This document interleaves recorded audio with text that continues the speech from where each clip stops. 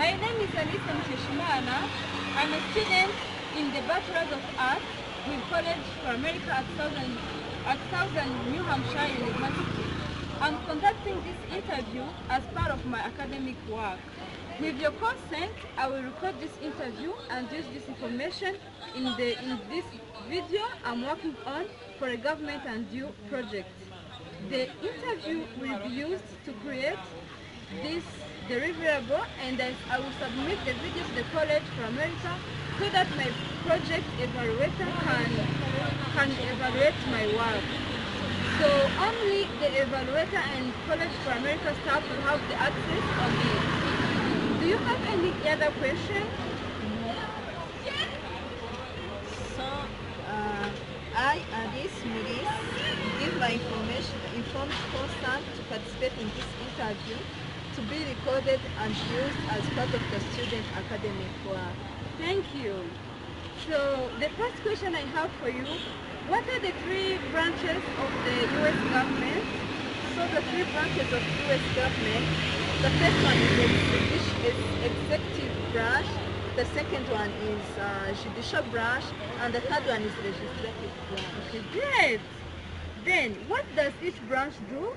Okay, if I remember well, executive branch establish laws, and then legislative branch see if the laws are being implemented, and also the other one that I said, sign the law. Yeah, the other one sign the law. Yeah, okay. So we have Democrats and Republic are the major parties in the USA. Can you name the third party? So the third party, I think it's minor parties. Minor parties, yeah, thank you. The last question is that, what is the basic process by which a bill becomes a law?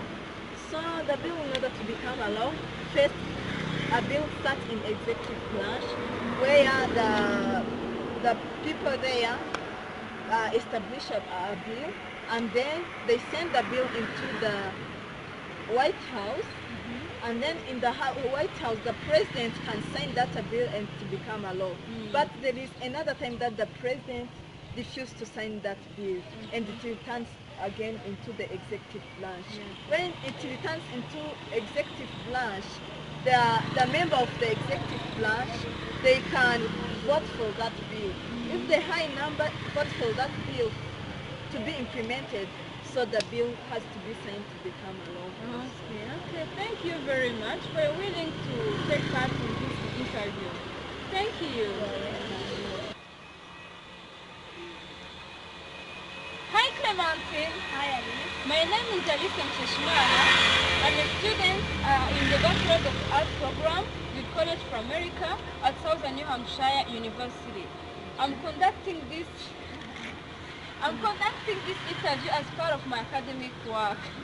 With your consent, I'll record this interview and use the information in this video I'm working on for the project called Government and Due. The interview will be used to create this deliverable, and I will submit it to the College for America so that my project can be evaluated. Only the evaluator and College for America staff will have the access on it. So do you have any other question?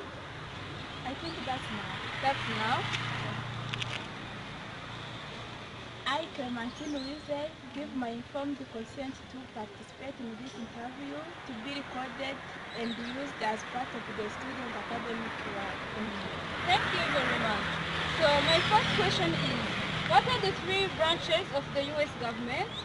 The three branches, I think there is judicial, there is legislative, I don't remember. Okay, that's okay. What does each branch does? I think maybe they are signing for them, make the Okay, cool. Then, Democrats and Republicans are the major parties. Can you name the third party? I don't have any idea. You don't have any, that's okay. Yes. So my last question, what is the basic process by which a bill becomes a law? The basic process By which the bill becomes a law? I think the bill becomes a law when they have been accepted by many people all when they have been accepted by the leaders of the country. Okay. So thank you very much for taking part in this video. I appreciate your willingness. Thank you. Success. So I'm going to explain more about the questions I asked my interview. So for the first interview, I asked her the branches of the US government, and she answered me correctly the three branches. They are the legislative branch, the executive branch, and the judicial branch. So each one, for the second question where I asked her about what each branch does, okay, she had some ideas making the laws, but let me explain more about each one's role. Like the legislative branch, it is the branch that has the purpose of making the laws from the ideas of the population. They make laws that favor them for the good of the population.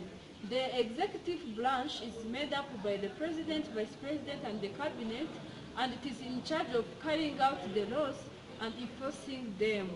The other branch, called the judicial branch, is the one, it is made up with the High Supreme and the other federal courts, and it has the purpose of evaluating the laws by interpreting them so that it makes sure that it also applies those laws to individual cases and make sure that it follows the constitution. So the way they are connected by their roles, because if the first one makes the law, the second one enforces them, and the third one evaluates them. The other connection is that every branch regulates another branch through the system called checks and balance system.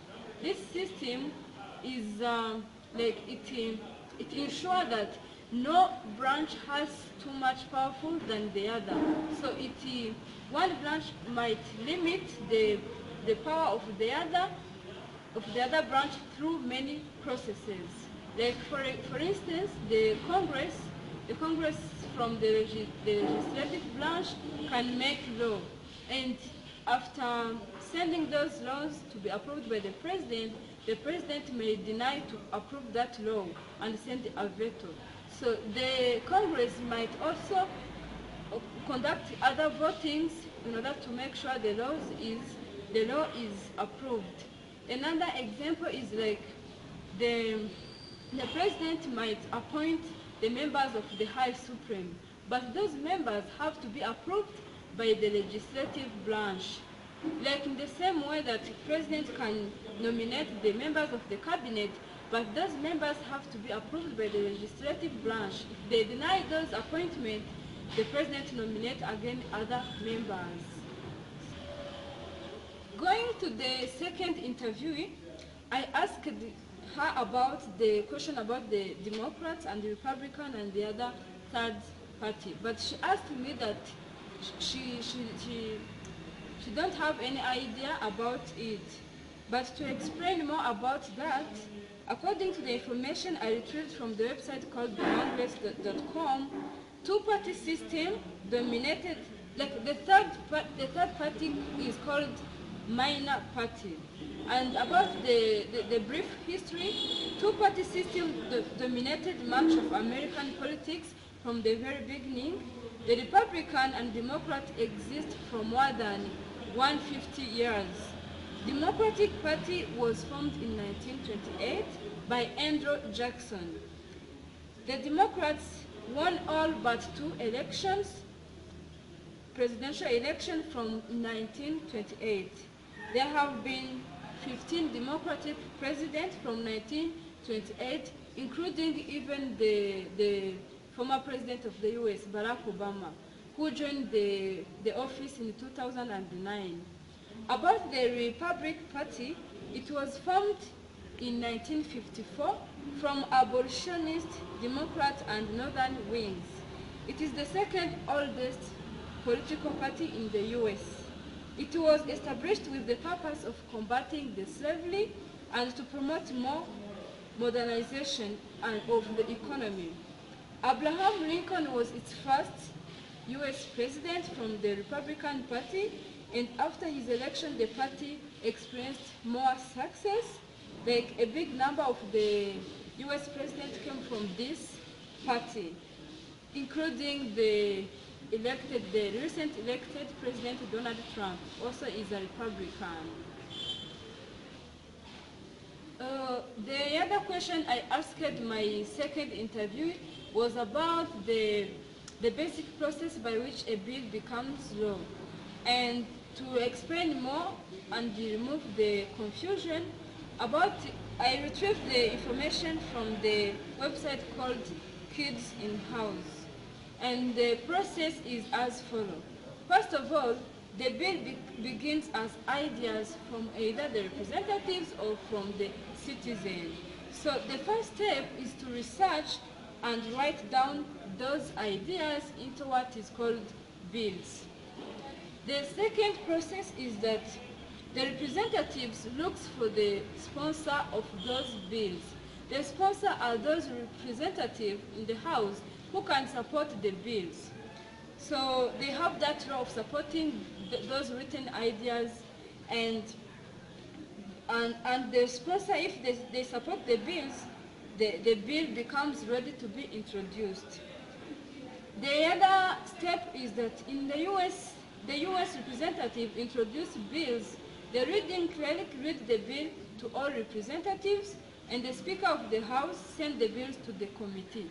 Committee are those people who are experts in the particular topics, and they have a lot of revising, researching, and voting for okay, at this step, those people review research and review the bill before voting on that bill.